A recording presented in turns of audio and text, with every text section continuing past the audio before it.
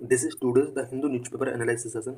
Today we will discuss mainly three issues. The first issue is Rajya Sabha clears new Waqf bill after 14 hours of debate, and the second issue is tariff imposed by US on various trading partners. The third issue is related to Agastya Malay Biosphere Reserve. So let's discuss all the issues in detail.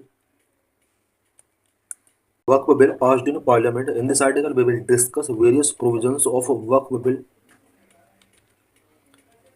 Why news? The Rajya Sabha passed the Waqf Amendment Bill 2025 early morning on April 4. राज्य सभा ने अप्रैल 4 को वक्फ amendment bill 2025 पास कर दिया है. The Lok Sabha had pass the bill a day earlier following which it was considered by the Rajya Sabha. Rajya Sabha के पास करने से एक दिन पहले लोकसभा में भी इस बिल को पास किया जा चुका है. The Lok Sabha pass the Waqf amendment bill on April 2 amend the 1995 act. Lok Sabha ने भी इसको अप्रैल 2 को पास किया था. The draft legislation proposed to be renamed the unified Waqf management empowerment efficiency and development act 2024. अभी जो ये ड्राफ्ट लेजिस्लेशन है इसको एक नया नेम गिवन किया गया है, unified Waqf management empowerment efficiency and development act 2024. ये इसका नया नेम होगा. The proposed amendments seek to reform the law by enhancing the center's regulatory authority over the Waqf properties and for the first time permitting the inclusion of non-Muslim members in the Waqf board. Proposed amendment के अंदर mainly to यहाँ पर provision किए हैं. सबसे पहला provision जो किया गया है वो वक्फ प्रॉपर्टीज पर सेंट्रल गवर्नमेंट का अथॉरिटी यहाँ पर रेगुलेट की गई है. साथ ही वक्फ बोर्ड के अंदर नॉन मुस्लिम मेंबर्स को अब इंक्लूड किया जाएगा न्यू प्रोविजन का according. This amendment is aimed at enhancing the efficiency of the administration and management of the work properties. ये जो अमेंडमेंट किए गए हैं इन अमेंडमेंट के थ्रू ये इंश्योर किया जाएगा कि वक्फ प्रॉपर्टीज का एडमिनिस्ट्रेशन एंड मैनेजमेंट से रिलेटेड एफिशिएंसी अब एनहांस हो सकती है. Opposition parties have opposed the bill terming it an encroachment on Muslim rights. Opposition parties ने वक्फ अमेंडमेंट बिल का अपोज किया है बिकॉज उनका कहना है कि ये बिल मुस्लिम राइट्स को कहीं ना कहीं इनक्रोच कर रहा है. Why opposition leaders opposing. Opposition leader क्यों इसका अपोज कर रहे हैं? Proposed bill have not consulted with stakeholders. Stakeholders के साथ इससे रिलेटेड प्रॉपरली कंसल्टेड नहीं किया गया है. Encroach upon the Muslim communities religious right. Muslim community के रिलीजियस राइट को इनक्रोच करता है. Amendments will reduce waqf boards to mute spectators even as the centre infringes upon a host of religious freedom.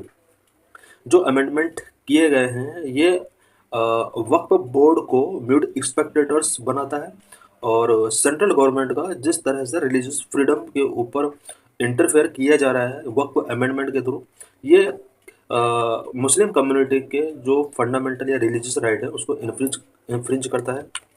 Y there is a need to amend Waqf act 1995. Waqf act 1995 को amend करने की need क्यों हुआ? The Waqf board had been set up to assist underprivileged Muslims but instead it is being misused to fill the pockets of a few people. Waqf board जो establish किया गया था वो अंडर प्रिविलेज्ड मुस्लिम्स को assist करने के लिए establish किया गया था बट फ्यू पीपल के पॉकेट्स को फिल करने का काम किया है इसने. For example in Delhi former chief Amanatullah Khan did not pay salaries to imams which finally Delhi's Lieutenant Governor V.K. Saxena makes sure to allocate. Delhi का यहाँ पर एग्जाम्पल गिवन किया गया है. फॉर्मर चीफ अमानतुल्ला खान ने इमाम्स को सैलरी पे नहीं किया है और ये salary Delhi lieutenant governor VK. Saxena को एलोकेट करना पड़ा. Widow pensions were held back and issues related to transparency and how money was spent also came up. Window pensions भी पेमेंट नहीं किया गया और किस तरह से वक्फ बोर्ड के द्वारा मनी स्पेंड किया जाता है इससे रिलेटेड ट्रांसपेरेंसी भी नहीं है. ट्रांसपेरेंसी को इंक्रीज करने के लिए इस बोर्ड के अंदर कुछ अमेंडमेंट्स किए गए. Even appointments were also done of friends and relatives of the chief. Waqf board के इम्पोर्टेंट पोस्ट पर अपॉइंटमेंट चीफ के कुछ फ्रेंड्स और रिलेटिव्स को यहाँ पर अपॉइंट किया गया है. इससे रिलेटेड भी कुछ इश्यूज यहाँ पर रेज हुए हैं. Waqf law in India. In Islamic law waqf refer to the property dedicated in the name of the god for religious and charitable purpose. Islamic law में वक्फ का जो मीनिंग होता है वो उस प्रॉपर्टी के लिए यहाँ पर कहा जाता है जो कि गॉड के नाम पर है और जिस प्रॉपर्टी को रिलीजियस एंड चैरिटेबल पर्पज के लिए यूज किया गया है. This can include any movable और immovable property set aside for the public good. Public good से अलग किसी प्रॉपर्टी को रिलीजियस या चैरिटेबल पर्पज के लिए यूज किया गया है, वो वक्फ प्रॉपर्टी हो सकती है। मूवेबल और इमूवेबल दोनों टाइप की प्रॉपर्टीज हो सकती हैं। A property can be deemed work if it has been used for religious or charitable purpose over an extended period. Over N extended period अगर किसी प्रॉपर्टी को रिलीजियस और चैरिटेबल पर्पज के लिए यूज किया गया है, वो प्रॉपर्टी वक्फ प्रॉपर्टी हो सकती है। The proceeds from such properties are typically use to maintain mosque, fund schools और provide for the poor. Waqf property के थ्रू जो भी प्रोसीड्स मिलती हैं, उन प्रॉपर्टीज का यूज मॉस्क्यू को मेंटेन करने के लिए, स्कूल के लिए फंड रिलीज उन्हीं के थ्रू किया जाता है, एंड पुअर फैमिली के मैनेजमेंट के लिए या पुअर पीपल के हेल्प के लिए इस प्रॉपर्टी का यूज किया जा सकता है। If a property designated as Waqf then it cannot be transferred through inheritance, sold or given away. किसी प्रॉपर्टी को अगर एक बार वक्फ प्रॉपर्टी डिक्लेयर कर दिया जाता है, उस प्रॉपर्टी को इनहेरिटेंस या इनहेरिटेंस के थ्रू सोल्ड नहीं किया जा सकता, ट्रांसफर नहीं किया जा सकता, सोल्ड नहीं किया जा सकता। A non-Muslim is also allowed to create a waqf as long as the objective of creating it align with Islamic principle. कोई नॉन मुस्लिम पर्सन भी किसी प्रॉपर्टी को वक्फ प्रॉपर्टी डिक्लेयर कर सकता है। In India waqf are regulated by 1995 act. India में waqf 1995 act के according regulate किए गए हैं। Each waqf is managed by mutawalli custodian who oversee its administration. हर वक्फ का एक मैनेज करने वाला कस्टोडियन होता है जिसको मुतावली कहा जाता है, और उस वक्फ के एडमिनिस्ट्रेशन से रिलेटेड उसकी रिस्पॉन्सिबिलिटी होती है। While similar to a trust established under the Indian Trust Act of 1882, a Waqf unlike a trust cannot be dissolved by a board. वक्फ एक ट्रस्ट की ही तरह है, बट डिफरेंस ये है कि ट्रस्ट को डिजॉल्व किया सकता है, बट वक्फ को वक्फ बोर्ड के द्वारा डिजॉल्व नहीं किया जा सकता। The role of the Waqf board, Waqf board का रोल क्या होता है? The 1995 act establish Waqf board in each state to oversee the administration of Waqf properties within their jurisdiction. 1995 के एक्ट के अकॉर्डिंग ईच स्टेट के अंदर एक वक्फ बोर्ड इस्टेब्लिश किया गया है, सो दैट उस स्टेट के अंदर जितने भी वक्फ प्रॉपर्टीज हैं उसके एडमिनिस्ट्रेशन को ओवरसी किया जा सके। Each state Waqf board has, her state के अंदर जो वक्फ बोर्ड होता है उसमें कौन कौन से मेंबर हो सकते हैं? A chairperson and include 1 or 2 nominee from the state government, Muslim legislatures, recognised Islamic scholars and mutawalli of the waqf. State का जो वक्फ बोर्ड होता है इसके अंदर एक चेयरपर्सन होता है, 1 or 2 स्टेट गवर्नमेंट के नॉमिनी हो सकते हैं, मुस्लिम लेजिस्लेटर इसके मेंबर होते हैं, इस्लामिक स्कॉलर्स इसके अंदर हो सकते हैं, मुतावली ऑफ द वक्फ, वक्फ के मुतावली इसके मेंबर हो सकते हैं। It means state Waqf board के अंदर अबाउट 6 मेंबर हो सकते हैं, और ज़्यादातर जो मेंबर हैं वो मुस्लिम कम्युनिटी से बिलोंग करते थे। The act also mandate the appointment of a full time chief executive officer for each board who must be a Muslim by faith and hold at least the rank of deputy secretary in state government. 1995 act के according हर state के अंदर एक chief executive officer provision किया गया था हर board के अंदर, और चीफ एग्जीक्यूटिव ऑफिसर जो होगा वो मुस्लिम फेथ से होना चाहिए, एंड उसका जो रैंक होना चाहिए वो डिप्टी सेक्रेटरी की लेवल का रैंक होना चाहिए। The Waqf board is authorized to manage Waqf properties and take measures to recover lost assets. Waqf board को पावर दी गई है कि वो वक्फ प्रॉपर्टीज को मैनेज कर सकता है एंड लॉस्ट एसेट्स को रिकवर करने की इसको पावर दी गई है।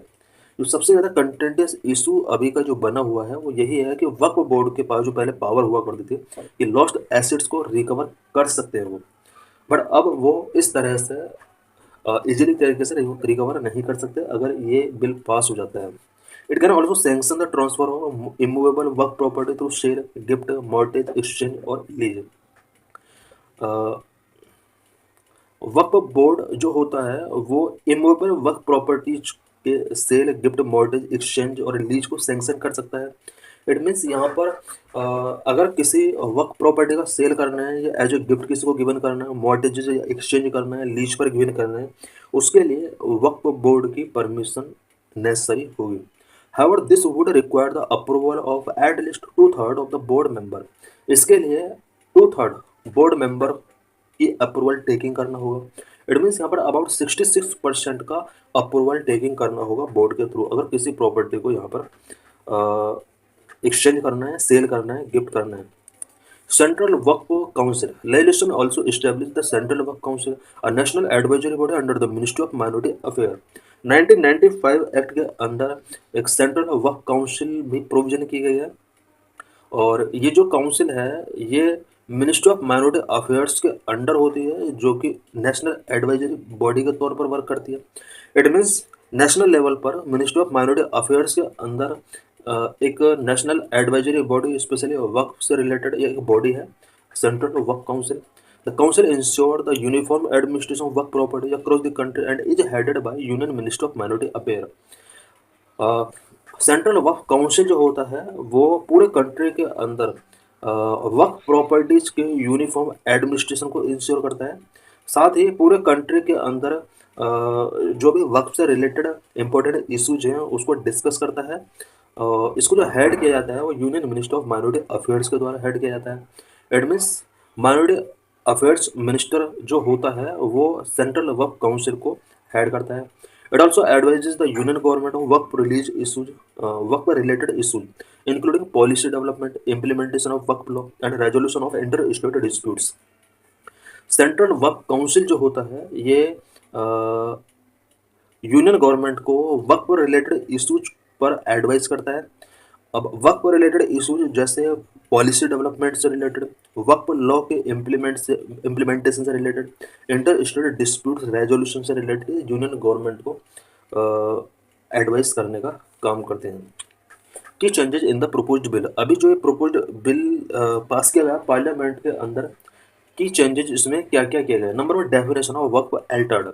Under the bill, only lawful property owners who have practiced Islam for at least 5 years are authorized to create work properties through the execution of formal deeds. इस bill के अंदर ओनली लॉफुल प्रॉपर्टी ओनर के द्वारा ही किसी property को work property के लिए work property के तौर पर डेजिग्नेट किया जा सकता है। इट मीन्स अगर कोई भी पर्सन जिसने एटलीस्ट 5 ईयर्स तक मुस्लिम प्रैक्टिस किया है उस पर्सन के थ्रू ही किसी भी प्रॉपर्टी को वर्क प्रॉपर्टी के तौर पर डेजिग्नेट किया जा सकता है। करंट में अब कोई भी person without any legal procedure किसी प्रॉपर्टी को वर्क प्रॉपर्टी डिक्लेयर नहीं कर सकता। इसके लिए पर्सन को एटलीस्ट 5 ईयर इस्लाम प्रैक्टिस करना होगा, ऐसा प्रोविजन कर दिया गया है। This revision abolishes the work by use concept which permits a property to be considered work based on usage even if the original deeds were disputed. ये जो अभी न्यू अमेंडमेंट किया गया है, इस अमेंडमेंट में वक्फ बाय यूज कंसेप्ट अबोलिश कर दिया गया है।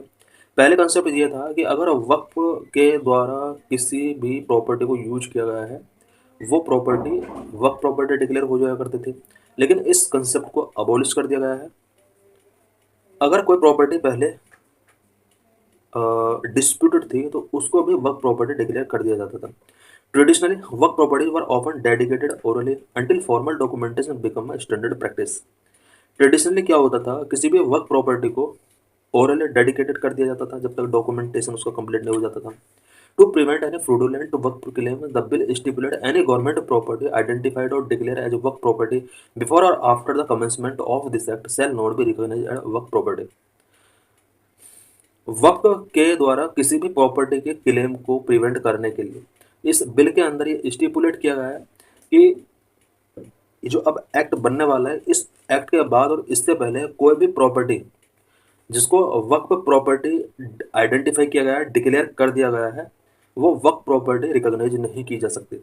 इट मीन्स वक्फ बोर्ड के द्वारा जितने भी प्रॉपर्टीज के लिए क्लेम किया गया है या प्रॉपर्टी डिक्लेयर कर दी गई हैं, अब वो वक्फ प्रॉपर्टी नहीं रहेंगे। Additionally, the law permit widows, divorced women, and orphans to be beneficiaries of proceeds from work assets. New law जो अभी बनने वाला है इसमें विडोज के लिए, डाइवोर्स्ड वुमेन के लिए, ऑर्फन्स के लिए कुछ बेनिफिशियरीज कुछ बेनिफिट इस वक्फ एसेट्स के थ्रू गिवन किए जाएंगे। Number two, inclusion of non-Muslims. One of the most contentious aspect of the bill is the proposed inclusion of non-Muslim in key work institutions. The Central Work Council, State Work Board, and Work Tribunals. Central वर्क council, state work board and work tribunals के अंदर अब non Muslims को यहाँ पर include किया जा सकता है। Bill empowered the centre to appoint 3 member of parliament, 2 from the Lok Sabha and 1 from the Rajya Sabha to the central वर्क council without speaking they have to be Muslim. Central वर्क काउंसिल के अंदर अब सेंट्रल गवर्नमेंट को पावर दी गई है कि वो 3 पार्लियामेंट मेंबर को इंक्लूड कर सकती है सेंट्रल वर्क काउंसिल के अंदर।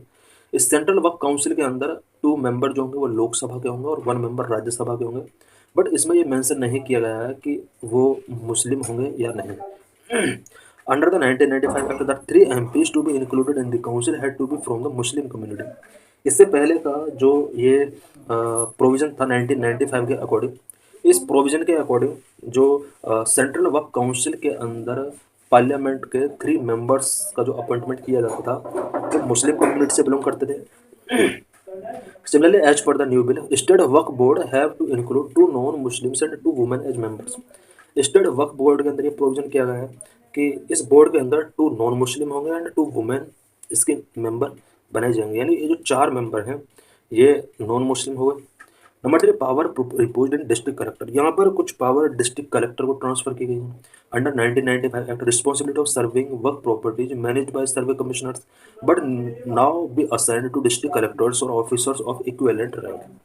1995 एक्ट के अकॉर्डिंग वर्क प्रॉपर्टीज को सर्वे करने का या मैनेजमेंट करने का जो चार्ज गिवन किया जाता था वो सर्वे कमिश्नर के द्वारा किया जाता था। बट अब ये जो पावर है ये डिस्ट्रिक्ट कलेक्टर को दे दी गई है या फिर इक्विवेलेंट रैंक के ऑफिसर को अब ये पावर दे दी गई है कि वो वर्क प्रॉपर्टीज का सर्वे करा सकता है। Number 4, stringent financial oversight. The bill empowered the center to direct the audit of any work at any time by an auditor appointed by the of India or by any officer designated by the central government for that purpose. New bill के अंदर ये provision किया गया है कि central government किसी भी work property का ऑडिट करा सकती है और कैग के द्वारा अपॉइंट किए गए ऑडिटर के द्वारा ये ऑडिट कराया जा सकता है या फिर सेंट्रल गवर्नमेंट के द्वारा कोई भी ऑफिसर इसके लिए डेजिग्नेट किया जा सकता है सो दैट वर्क प्रॉपर्टीज का सर्वे कराया जा सके। ऑडिट कराने के लिए यहाँ पर एक प्रोविजन किया गया है। Number 5, judicial review. The proposed law allow courts to intervene in work dispute. Proposed law ये अलाउ करता है कि वर्क डिस्प्यूट में कोर्ट का इंटरफेयर हो सकता है। It remove the finality of decision made by work tribunals allowing aggrieved parties to appeal direct to the concern high court. इससे पहले फाइनल डिसीजन जो वर्क डिस्प्यूट पर होता था वो वर्क ट्राइब्यूनल्स का होता था। अब aggrieved parties directly concern high court जा सकती हैं। इट मीन्स वक्त से रिलेटेड इश्यूज पर पहले वक्त ट्राइब्यूनल का डिसीजन मैंडेटरी या हाई डिसीजन हुआ करता, फाइनल डिसीजन हुआ करता। लेकिन अब अगर कोई एग्राइड पार्टी है वो कंसर्न हाई कोर्ट में जा करके अपील कर सकता है। This is aimed at increasing judicial oversight and curbing instances of arbitrary exercise of power bye Waqf board और ट्राइब्यूनल्स। न्यू अमेंडमेंट के थ्रू वक्फ बोर्ड पर अब जुडिशियल ओवरसाइट भी बढ़ गया है और जिस तरह से वक्फ बोर्ड या ट्राइब्यूनल के द्वारा पावर का आर्बिट्रेरी एक्सरसाइज किया जाता था अब उसको कर्व किया जा सकता है। Potential implications and the way forward. The new amendments are a welcome step. It is crucial to implement measures that adequately protect work properties without infringing upon the freedom of religion guaranteed under Article 25 of the Constitution.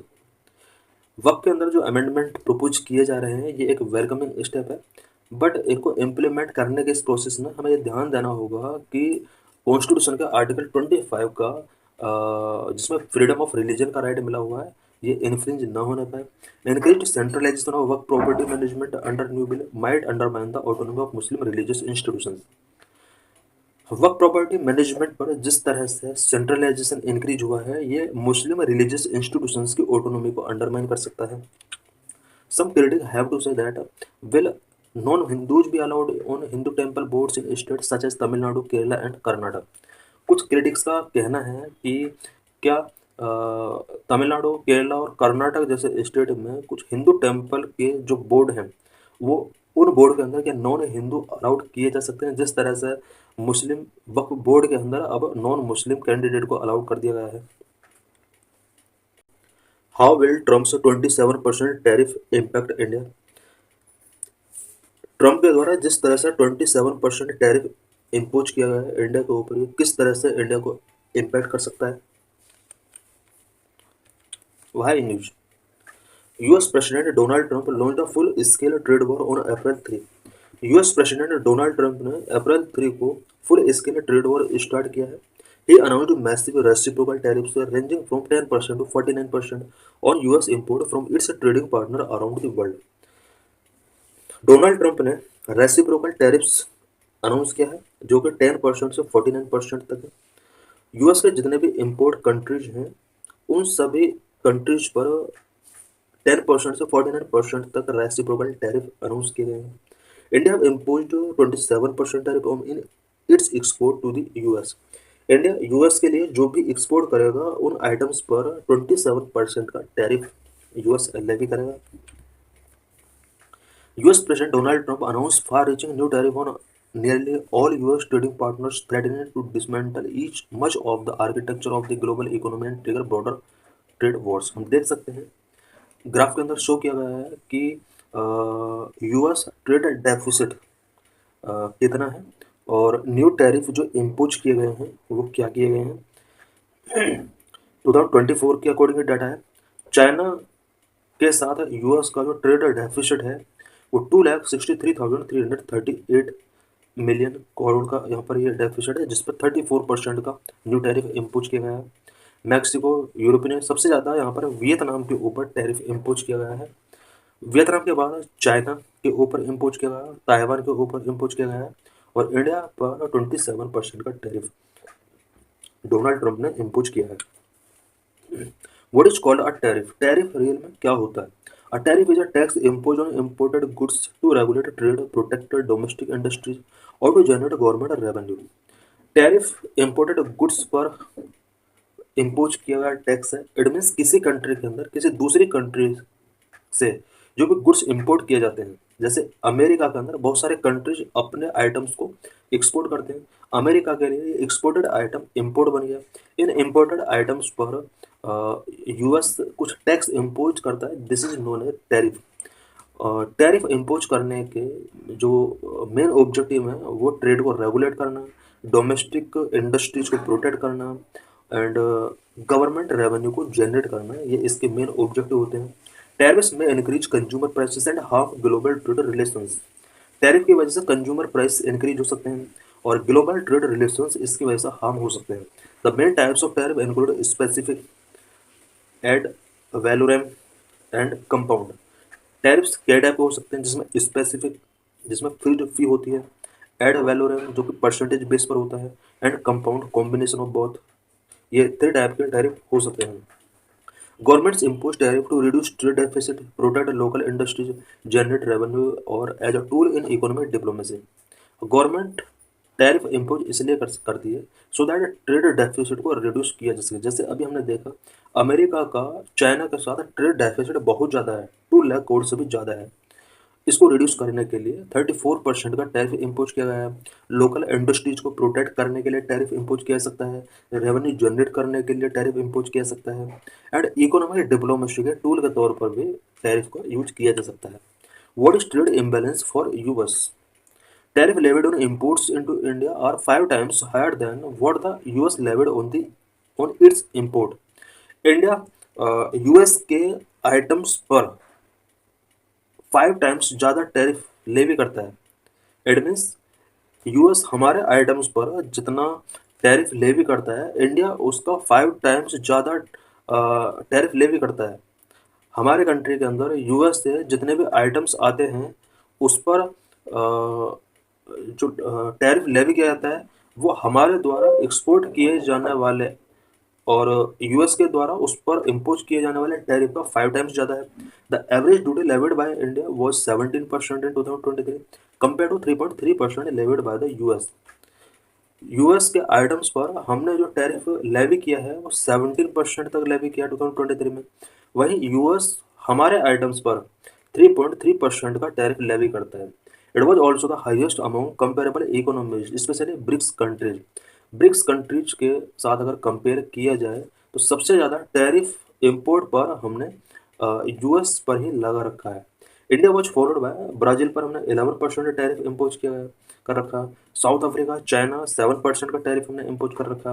रसिया के ऊपर 6.6% का tariff है। European union 5% का tariff है। सबसे ज़्यादा US पर हमने टैरिफ इम्पोज कर रखा 17%। Why India tariff high on US goods. US goods पर इंडिया का टैरिफ इतना हाई क्यों है? Due to high tariff on agricultural products to protect domestic producers. Because US से एग्रीकल्चरल प्रोडक्ट्स हम बहुत ज़्यादा सप्लाई अगर करते हैं तो डोमेस्टिक प्रोड्यूसर्स को यहाँ पर लॉस हो सकता है। यही वजह है कि यूएस के एग्रीकल्चरल प्रोडक्ट का ज़्यादा इम्पोर्ट ना होने पाए, इसलिए हमने यूएस के एग्रीकल्चरल प्रोडक्ट पर ज़्यादा टैरिफ 17% तक टैरिफ हमने इम्पोज किया हुआ है। The duty on agricultural goods always been more than twice the duty on non agricultural product and exceed 38% in all years except to 2020। US के द्वारा जो भी हमारे कंट्री में इंपोर्ट किया जाता है, non agricultural product and agricultural product दोनों टाइप के प्रोडक्ट होते हैं, बट नॉन एग्रीकल्चरल प्रोडक्ट पर हमने टैरिफ जो इम्पोज किया हुआ है वो एग्रीकल्चरल प्रोडक्ट पर हमने डबल यहाँ पर टैरिफ इम्पोज किया हुआ है। अगर हम कंपेयर करते हैं नॉन एग्रीकल्चरल प्रोडक्ट के साथ, नॉन एग्रीकल्चरल प्रोडक्ट पर जो टैरिफ हमने लगाया है यूएस पर वो कम ही रहा है, जबकि एग्रीकल्चरल प्रोडक्ट पर हमने 38% से ज़्यादा टैरिफ हमेशा रखा हुआ है। 2020 ऐसा ईयर था जहाँ पर ये 38% से नीचे रहा। इट मीन्स यूएस के जो भी एग्रीकल्चरल प्रोडक्ट इंडिया में इंपोर्ट किए जाते हैं उन पर हमने 38% का टैरिफ इम्पोज किया हुआ है। Average tariff levied by India on non agriculture goods was less than 15% between 2018 and 23। Non agriculture product पर हमने जो टैरिफ लेवी किया है वो 15% तक रहा है। Trade surplus with the US, India is increasingly exporting more to the US, widening its trade surplus with the US. India का एक्सपोर्ट यूएस के साथ हमेशा ज़्यादा रहा है जबकि इम्पोर्ट कम रहा है, और ट्रेड सरप्लस यूएस के साथ हमेशा वाइडनिंग रहा है। Why tariffs are being impose, tariffs क्यों इम्पोज किए जाते हैं इससे पहले हम ये डिस्कस कर चुके हैं। Tariffs are being impose to block import from partner countries. Tariff इसलिए इम्पोज किए जाते हैं सो दैट पार्टनर कंट्रीज से आने वाले इम्पोर्ट को ब्लॉक किया जा सके और अपने लोकल प्रोड्यूसर्स को मोटिवेट किया जा सके। The chart show the average duty levied on import country wise. किस कंट्री में एवरेज ड्यूटी कितना लेवी किया जाता है हम देख सकते हैं। कुछ कंट्रीज यहाँ पर गिवन है, India, Brazil, China, South Africa, Russia, European Union, Japan. India एक ऐसा कंट्री है जो सबसे ज़्यादा इम्पोर्ट पर यहाँ पर टैरिफ लेवी करता है। हम देख सकते हैं कि 15 से 20% के बीच में इंडिया ने हमेशा इम्पोर्ट्स पर टैक्स लेवी किया है, और यूएस का हम देख सकते हैं 0 से लगभग 3% के आसपास यूएस इंपोर्ट पर टैरिफ लेवी करता रहा है। ब्राज़ील भी हम देख सकते हैं 10 to 15% के बीच में टैरिफ लेवी करता है। चार्ट हो the chart show the number of applied tariff line. India का ब्लू कलर में दिया हुआ है एंड यूएस का रेड कलर में दिया हुआ है। The chart show the average duty levied category wise on import into India. India में एग्रीकल्चरल और नॉन एग्रीकल्चरल प्रोडक्ट पर कितना टैरिफ लेवी किया जाता है। हम देख सकते हैं कि एग्रीकल्चर प्रोडक्ट पर 39% तक का टैरिफ लेवी किया जाता रहा है इंडिया के अंदर। नॉन एग्रीकल्चरल आइटम्स पर 13.5% का टैरिफ लेवी किया जाता रहा है। The chart show the average duty levied product category wise on import into India. India में इन आइटम्स का इंपोर्ट किया जाता रहा है और किस आइटम पर कितना परसेंट का टैक्स लेवी किया गया है। हम देख सकते हैं कि बिवरेजेस एंड टोबैको पर सबसे ज़्यादा इंपोर्ट लेवी किया जाता रहा है। 74% से 75% तक यहाँ पर बिवरेजेस या फिर टोबैको आइटम्स पर टैरिफ लेवी किया जाता रहा है। सेकंड नंबर पर oil seeds, fats and oil, यहाँ पर 50% से ज़्यादा लेवी किया जाता रहा है tax. Sugars and confectionery 50%, coffee tea 50% के आसपास। ये बहुत सारे आइटम्स गिवन है जिन पर इंडिया इंपोर्ट करने पर टैरिफ लेवी करता है। The chart show the share of export to the US in India total export. India के टोटल एक्सपोर्ट का अगर यूएस के एक्सपोर्ट के साथ कंपेयर करते हैं तो इसका ईयर वाइज हम देख सकते हैं। इंडिया का यूएस के साथ 2015-16 में 15.37% एक्सपोर्ट किया गया। वहीं 24-25 में 18.6% एक्सपोर्ट हमने यूएस के साथ किया। Possible impact of tariff impose by president Trump. President Trump के द्वारा जो ये टैरिफ इम्पोज किया गया है, इसके पॉसिबल इम्पैक्ट क्या क्या हो सकते हैं। Economic risk and inflation concern. Economist warn that the tariff could worsen inflation which can lead to higher prices of autos, groceries and housing, potentially undermining Trump's promise to lower cost। Economist ने warn किया है कि जिस तरह से tariff increase किए गए हैं, इससे इन्फ्लेशन वर्सन हो सकते हैं, जिसकी वजह से हायर प्राइस हो सकते हैं ऑटोज का, ग्रोसरीज एंड हाउसिंग का। और डोनाल्ड ट्रंप का लोअर कॉस्ट को लोअर करने का जो प्रॉमिस था वो अंडरमाइन हो सकता है। This could lead to broader economic conflict between the US and the major global economies. इसकी वजह से यूएस और मेजर ग्लोबल इकोनॉमीज के बीच में कुछ इकोनॉमिक कॉन्फ्लिक्ट हो सकते हैं। Impact on job. Trump's tariff had no positive effect on employment in protected industries like steel। Trump का जिस तरह से टैरिफ को इंक्रीज करने के लिए डिसीजन लिया गया है, ये एम्प्लॉयमेंट सेक्टर के लिए पॉजिटिव साइन नहीं है, बिकॉज कुछ protected industry such as steel जैसी इंडस्ट्री के लिए एम्प्लॉयमेंट के केस में ये जो डिसीजन है वो बेटर नहीं हो सकता। Automation and higher input cost might hurt other sectors. Automation and higher input cost ये अदर सेक्टर को कहीं ना कहीं अफेक्ट कर सकते हैं। Conclusion. Trump's aggressive trade policies could create high stake economic confrontation with potential global repercussions. Trump के ये जो एग्रेसिव ट्रेड पॉलिसीज रहे हैं वो इकोनॉमिक कॉन्फ्रंटेशन रेज कर सकती हैं और ग्लोबल रिपरकशंस की यहाँ पर पॉसिबिलिटी अब बढ़ सकती है।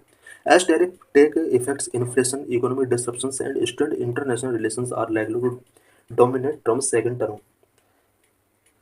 जैसे ही ये टैरिफ स्टार्ट हो जाएंगे, globally inflation, economic disruption and international relations US के साथ स्ट्रेंड हो सकते हैं। In this article we will discuss about Agastya Malai biosphere reserve. Supreme Court direct CEC to survey forest in Agastya Malay for encroachments. Why news? The Supreme Court had directed the Central Empowered Committee to conduct an extensive survey of the entire tropical forest ecosystem of the Agastya Malay landscape in the southernmost Western Ghats to identify non-forestry activities and encroachment. Recently, Supreme Court ने central empowered committee को Agastya Malai biosphere reserve के अंदर कुछ non forestry activities and encroachment को identify करने के लिए यहाँ पर एक एक्सटेंसिव सर्वे कंडक्ट करने के लिए एक गाइडलाइन इशू की है। अगस्त्य मलाई लैंडस्केप ये वेस्टर्न घाट का सदर्न मोस्ट पार्ट है। Survey is an entry measure to initiate the process of restoration of pristine forest areas and to protect the tiger habitat wildlife reserves and sanctuaries falling under the Agastya Malai biosphere.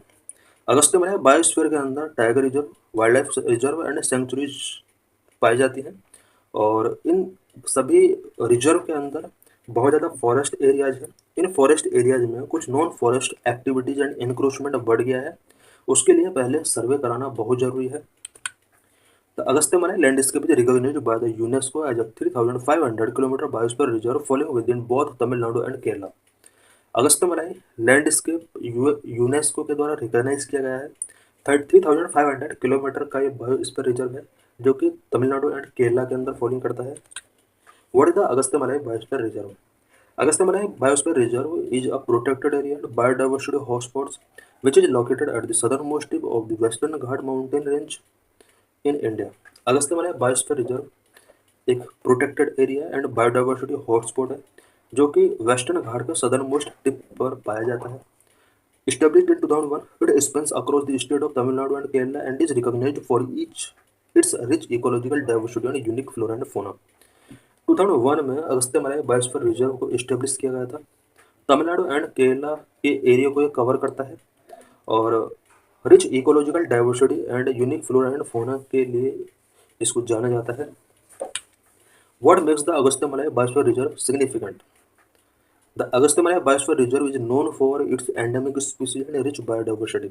Agasthyamala biosphere reserve के अंदर कुछ endemic species पाई जाती हैं और यहाँ का biodiversity काफ़ी rich है।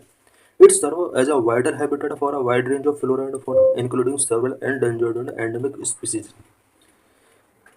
वेरियस फ्लोरा एंड फौना के लिए ये एक हैबिटेट है और यहाँ पर several endangered and endemic species पाई जाती हैं। Agastyamala reserve also play a crucial role in maintaining ecological balance and supporting the livelihood of local communities. Ecological balance को मेंटेन करने में अगस्त्यमाला रिजर्व का बहुत बड़ा रोल है एंड वेरियस लोकल कम्युनिटीज़ के लाइवलीहुड के को सपोर्ट करने में अगस्त्यमाला रिजर्व का बहुत बड़ा रोल है। Where is the Agasthyamala Biosphere Reserve located? It is situated at the southernmost tip of the Western Ghat, spread in the state of Kerala and Tamil Nadu in India. Western Ghat का southern part है अगस्त्यमलाई और Kerala and Tamil Nadu के अंदर ही spread है।